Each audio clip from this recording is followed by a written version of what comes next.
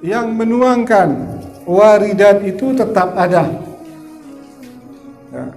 Jangan kita merasa pesimis. Ya, mungkin kita lihat orang-orang terdahulu mereka mampu dengan pencapaian-pencapaian bank besar, lalu kita mengatakan kita tidak mungkin. Itu adalah kesalahan yang besar. Ini orang yang mengatakan sesuatu tidak mungkin terjadi kepada dia pemikiran itu lahir karena dia merasa bahwa keberhasilan itu semata-mata adalah ikhtiarnya dia. Jelas. Semata-mata adalah ikhtiarnya dia. Habib Hasan di sini, Habib Hasan bin Saleh Al-Bahar, dia tidak pernah berputus asa. Luar biasa sekali dalam beribadah dan sangat berprasangka baik kepada Allah. Sampai-sampai ada orang mengejek beliau. Ya Hasan, katanya dia, ente mau seperti Abdullah bin Alwi Al-Haddad? Tidak mungkin. Ente siapa? Ente mau sampai ke makam itu? Tidak mungkin. Lalu Habib Hasan mengatakan bahwa aku bertanya kepadamu, siapa yang memberikan Abdullah bin Alwi Al-Haddad makam yang seperti itu? Allah. Abdullah bin Al-Haddad sudah pergi, tapi yang memberinya masih tetap ada. Ya. Yang memberinya masih tetap ada. Akhirnya banyak dari ulama yang lahir dari Habib Hasan bin Saleh Al-Bahar. Ya. Ini orang yang mengutamakan hanya ikhtiar, dia mengatakan dan tidak mungkin. Kalau kita ceritakan tentang keadaan sahabat, itu sahabat tidak mungkin. Kita ceritakan tentang salaf yang luar biasa, itu salaf yang luar biasa. Terus siapa yang mau kita ikuti? Ya. Orang yang tidak mengenal Allah, dia hanya mampu bersandar dengan ikhtiarnya dia. Sehingga ketika melihat cerita orang yang luar biasa, dia mengatakan diam dirinya tidak mungkin ini terjadi kepada diri dia. Seakan-akan Allah tidak ada. Ini yang dikatakan oleh Hasan bin Saleh Al-Bahar, yang memberi Abdullah bin Al-Haddad itu tetap masih ada. Abdullah Al-Haddad sudah meninggal, Al-Habib Abdullah bin Al-Haddad sudah meninggal, tetapi yang memberinya makam dan kedudukan seperti itu tetap ada. As-Saqi Al-Baqi, ya. Yang menuangkan tetap ada. Ini seharusnya keyakinan orang-orang yang beriman. Ya. Sama juga seperti ceritanya Hatim Al-Asam. Hatim Al-Asam, satu hari dia ingin melaksanakan haji. Udah kerinduan yang luar biasa, ingin melaksanakan ibadah haji. Sedangkan dia orangnya pas-pasan. Mungkin makanan untuk hari itu saja. Kita bayangkan, lalu dia kumpulkan anak istrinya, dia katakan saya ingin berangkat haji. Berangkat haji zaman dahulu bulanan. Bukan pakai pesawat. Jadi berbulan-bulan yang akan dia tempuh. Ya. Ketika mendengar ayahnya mau berangkat, bagaimana anak-anaknya? Ya, pasti panik. Ya. Dia mengatakan, wahai ayahku, kalau engkau pergi, siapa yang memberi makan kami? Dia tidak mempunyai harta, hidupnya pas-pasan. Siapa yang akan menafkahi kami? Akhirnya ribut semuanya, nangis. Dengar ayahnya mau berangkat melaksanakan haji. Tapi Hatim Al-Asam mempunyai seorang anak yang beriman betul kepada Allah. Si anak perempuan ini mengatakan bahwa yang memberi rezeki adalah Allah.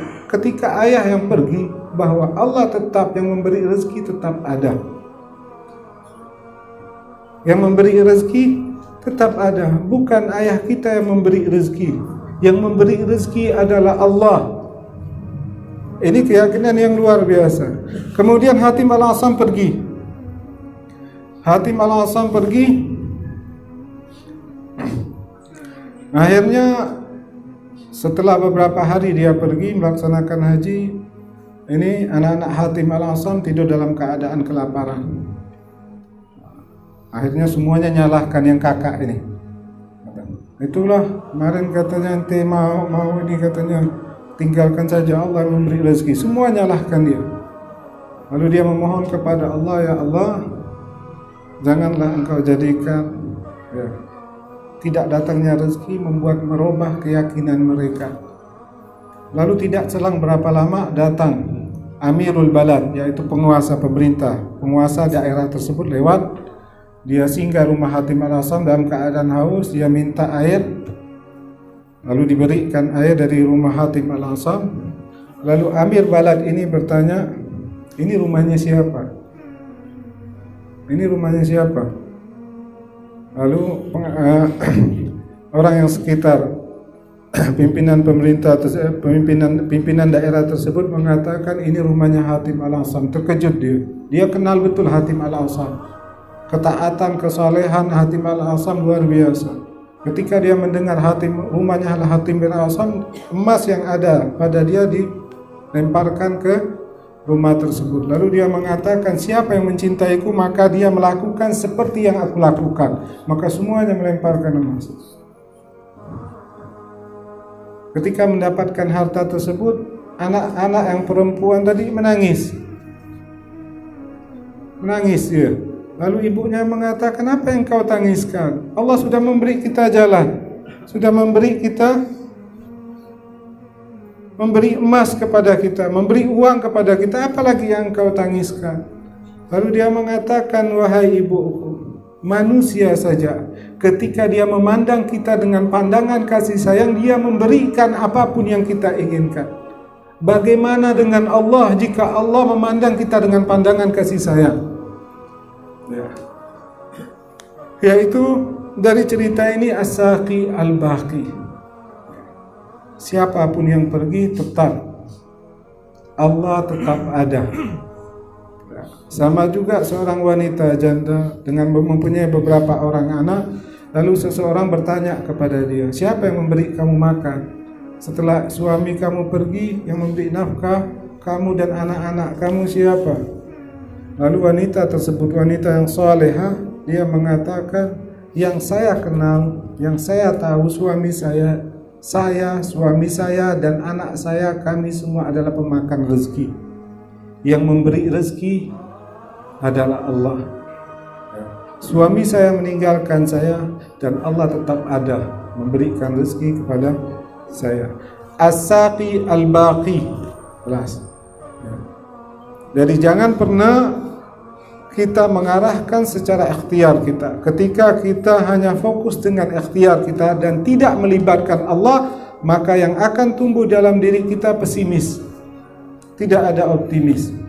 Ketika seorang menceritakan tentang kebesaran seseorang, kita mengatakan tidak mungkin saya seperti itu. Karena kita hanya menyandarkan kepada ikhtiar kita. Kita tidak melibatkan bahwa Allah yang menjadikan dia seperti itu. Dan Allah tetap ada sampai sekarang. Dan Allah juga mampu menjadikan kita seperti dia.